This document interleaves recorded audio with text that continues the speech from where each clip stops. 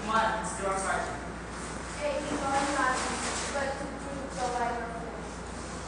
I seldom go to school, nobody cares.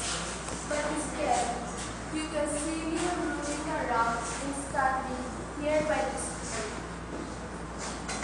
Those are the reasons why people branded me as diligent. My parents ignore me.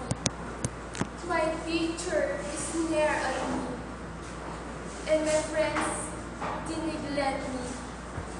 I asked my mother to how to appreciate the values of life. Would you care what she told to me?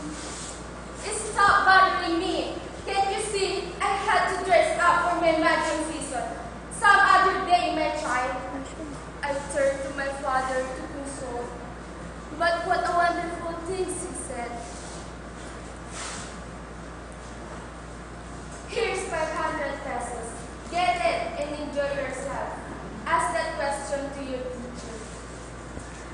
In school, I heard nothing but the echoes of the voice of my teacher, torturing me with this word.